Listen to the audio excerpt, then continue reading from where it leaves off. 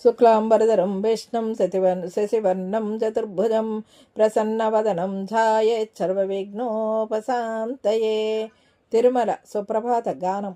దక్షిణ భారతదేశంలోని లక్షలాది గృహాలలో, మరీ ముఖ్యంగా విశ్వవ్యాప్తంగా విస్తరించి ఉన్న తెలుగు వాళ్లలో దినచర్య నేటికి సుప్రభాత గాన శ్రవణంతోనే ప్రారంభమవుతుంది.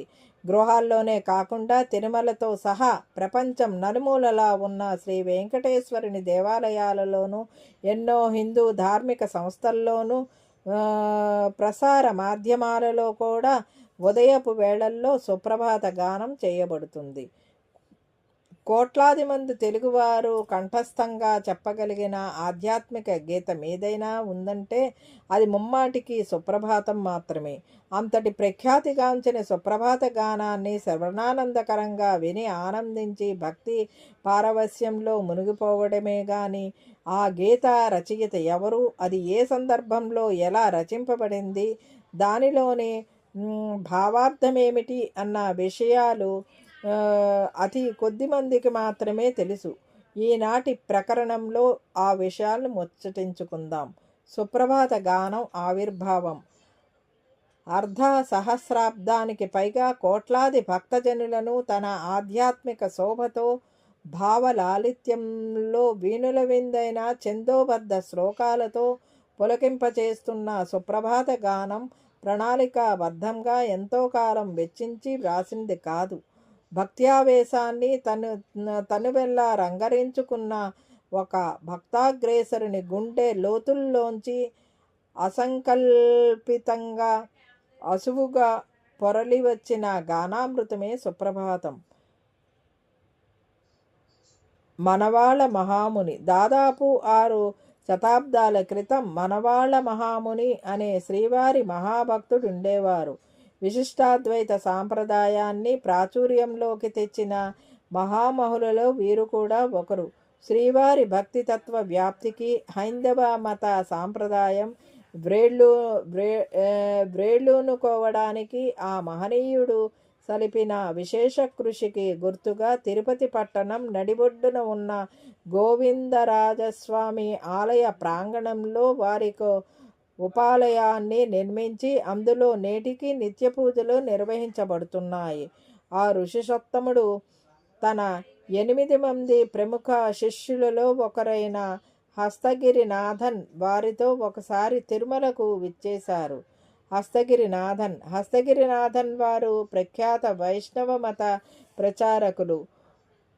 ముడుంబై నంబి వారసులైన అనంతాచారి ఆండాల్ పుణ్యదంపతులకు 14వ శతాబ్దపు ద్వితీయార్ధ భాగంలో కాంచీపురంలో జన్మించారు. ఆధ్యాత్మిక గ్రంథాలన్నిటినూ అలవోకగా పఠించిన హస్తగిరినాథన్ తన అసమానమైన కవితా కౌశలంతో, పాండితీ ప్రకర్షతో ఆధ్యాత్మిక చర్చల్లో ప్రతివాదులకు పెనుసవాలుగా నిలిచారు.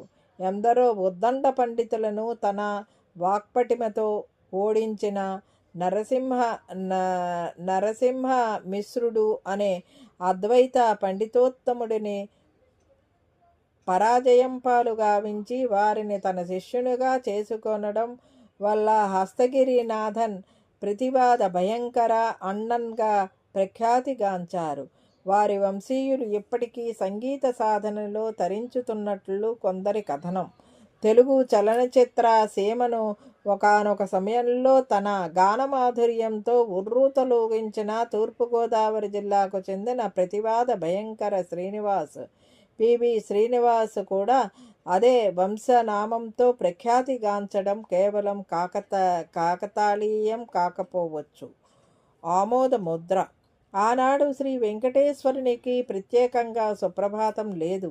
ప్రాతకాల సమయాలలో ప్రబంధ పఠనం మాత్రమే జరుగుతుండేది. ఒకనాటి ప్రాతస్సంధ్యలో గురు శిష్యులిద్దరూ మణవాళ మహాముని హస్తగిరినాథన్ స్వామివారి దివ్యమూర్తిని అలౌకిక ఆనందంతో కాంచుతున్నప్పుడు గురువుగారు భగవత్ సంకల్ప ప్రేరితుడై శ్రీనివాసుణ్ణి మేల్కొలుపుతూ ఒక ప్రత్యేక ప్రార్థనా గీతాన్ని ఆలపించవలసిందిగా తన శిష్యుణ్ణి ఆదేశించారు.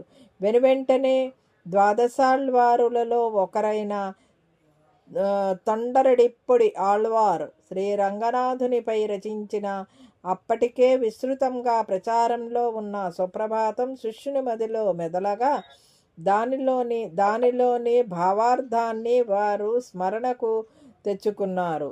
గురువుగారి ఆజ్ఞను మహాప్రసాదంగా అందివచ్చిన అవకాశంగా భావించిన అన్నన్ స్వామి శ్రీ రంగసాయి సుప్రభాత స్ఫూర్తితో 29 శ్లోకాలతో కూడిన శ్రీ వెంకటేశ సుప్రభాతాన్ని, 21 శ్లోకాలున్న శ్రీ వెంకటేశ స్తోత్రాన్ని, 16 శ్లోకాలు గల శ్రీ వెంకటేశ ప్రపత్తిని, 14 శ్లోకాలు కలిగిన శ్రీ వెంకటేశ మంగళాశాసనాన్ని ఇలా మొత్తం 4 భాగాలుగా అసువుగా పఠించారు.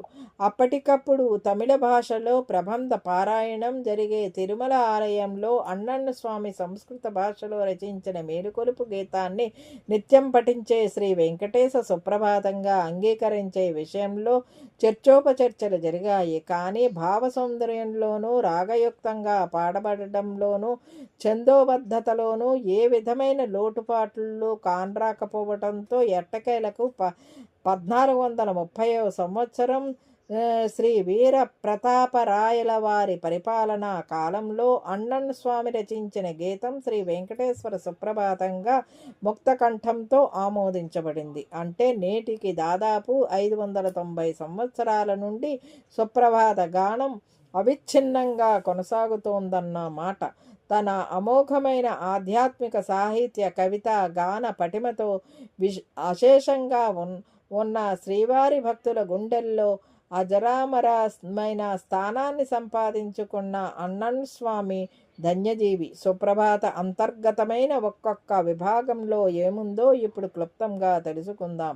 శ్రీ వెంకటేశ సుప్రభాతం. సుప్రభాతం అంటే మంగళకరమైన ఉదయపు వేళ అని అర్థం. వెంకటేశ సుప్రభాతం యొక్క ఇతివృత్తం మూలంగా శ్రీవారి మేలుకొలుపు గానమే అయినప్పటికీ అందులో వారి అపురూప సౌందర్యం, మంగళకరమైన గుణగణాలు, మహిమలు యొక్క సంక్షిప్త వర్ణన కూడా కానవస్తుంది. శ్రీవారు ముల్లోకాలకు రాజాధిరాజు, రాజులను మహారాజులను సర్వ లాంఛనాలతో మేలుకొలిపే సాంప్రదాయం అనాదిగా వస్తోంది. అదే ఆనవాయితీని కొనసాగిస్తూ శ్రీవారికి సతీ సమేతంగా రాజోచిత సత్కారాలతో పాడే మేలుకొలిపే సుప్రభాత గానం. ప్రభాత సమయంలో ప్రకృతి శోభ, స్వామివారి తొలి దర్శనానికై వేచియుండే బ్రహ్మాది దేవతలు, నవగ్రహాల మరియు సప్తఋషుల కోలాహలం, రామచిలుకలు, తేనెటీగల వంటి అల్పప్రాణులు సైతం విభిన్న రీతుల్లో శ్రీవారికి తెలియజేసే అభినందనలు, శ్రీ మహావిష్ణువు దశావతారాలు మున్నగు అంశాలు కూడా సుప్రభాతంలో మనోహరంగా వర్ణించబడ్డాయి. శ్రీ వెంకటేశ స్తోత్రం. స్తోత్రం అంటే స్తుతి లేదా పొగడ్త అనే అర్థం. శ్రీ వెంకటేశ స్తోత్రంలో శ్రీవారి దశావతారాల మహిమలు, వారి విశ్వవ్యాపకత్వం, సార్వభౌమత్వం, ఆశ్రిత జన పక్షపాతం, శ్రీరామచంద్రుని విలువిద్య, కౌశలం మున్నగునవి విస్తారంగా వర్ణించబడ్డాయి. శ్రీ వెంకటేశ ప్రపత్తి. సాధారణంగా భక్తి, ప్రపత్తి అనే మాటలను ప్రత్యయ పదాలుగా ఉపయోగిస్తుంటాం. కానీ రెండింటికి ఎంతో వ్యత్యాసం ఉంది. భక్తిని మర్కట కిషోర న్యాయంతో పోల్చవచ్చు. అంటే పిల్లకోతి ఎల్లవేళలా తల్లి ఉదరాన్ని తన కాలి వ్రేళ్లతో గట్టిగా పట్టుకొని ఉంటుంది. ఏ క్షణంలోనైనా పట్టు తప్పితే కోతిపిల్ల ప్రమాదానికి లోనవుతుంది. కోతిపిల్లను భక్తునితోనూ తల్లి కోతిని భగవంతునితోనూ పోల్చినప్పుడు మర్కట కిషోర న్యాయంలో భగవంతునిపై విశేషమైన భక్తిభావం ఉన్నప్పటికీ వారిని ఎల్లవేళలా అంటిపెట్టుకుని ఉండే బాధ్యత మాత్రం భక్తునిదే. కానీ ప్రపత్తి విషయంలో అలా కాదు. ప్రపత్తిని మార్జాల కిషోర న్యాయంతో పోల్చుతారు.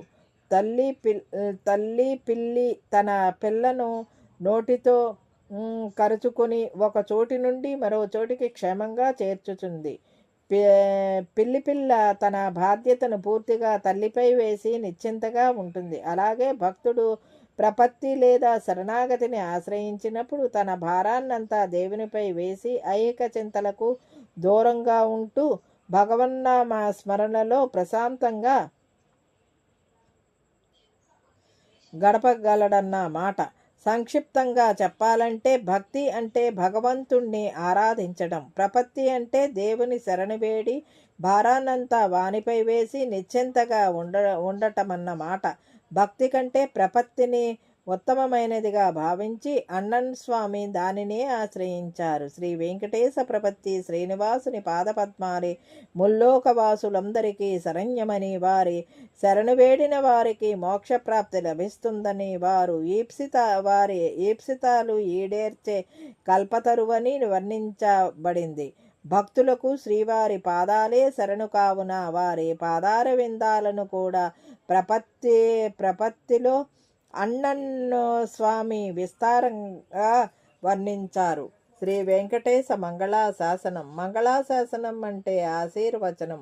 శ్రీ వెంకటేశ్వరుడు మానవ మాతృనిగా జన్మించి అర్చారూపంలో వెలసియుండటం వల్ల వారు కూడా నరదృష్టికి అతీతులు కావున అతిలోక సౌందర్యంతో వర్ధిల్లే వారి దివ్యమంగళ మూర్తికి దిష్టి సోకుతుందేమోననే బెంగతో అన్నన్న స్వామి శ్రీవారికి ఆశీర్వచనం పలికారు. వారి శుభ చింతనను విని గగనాన విహరించే తథాస్తు దేవతలు తథాస్తు పలికి శ్రీవారిని దుష్టశక్తుల నుండి కాపాడతారని అన్నన్న స్వాముల ఆకాంక్ష. అందువల్ల ముల్లోకాలను ఏలే భక్తజనుల పాలిట కొంగు బంగారమైన శ్రీ వెంకటేశ్వరుడు శ్రీ మహాలక్ష్మి కలకాలం వర్ధిల్లాలనే ఆకాంక్షను మంగళాశాసనంలో అన్నన్ స్వామి వెలుబుచ్చుతారు. శ్రీ వెంకటేశ్వర మంగళాశాసనం వరవరముని అనే మరో భక్తుని ద్వారా రచించబడినదని కొన్ని గ్రంథాల్లో పేర్కొనబడింది. కానీ అత్యధికులు మాత్రం దీనిని కూడా అన్నన్న స్వామి వారే వ్రాసారని విశ్వసిస్తారు. ఇదండి ఈనాటి వీడియో. ఈ వీడియో కనుక మీకు నచ్చినట్లయితే లైక్ చేయండి, షేర్ చేయండి, కామెంట్ చేయండి, సబ్స్క్రైబ్ కూడా చేయండి. మరిన్ని వీడియోలు కావాలంటే బెల్ ఐకాన్ని నొక్కండి. Thank you for watching.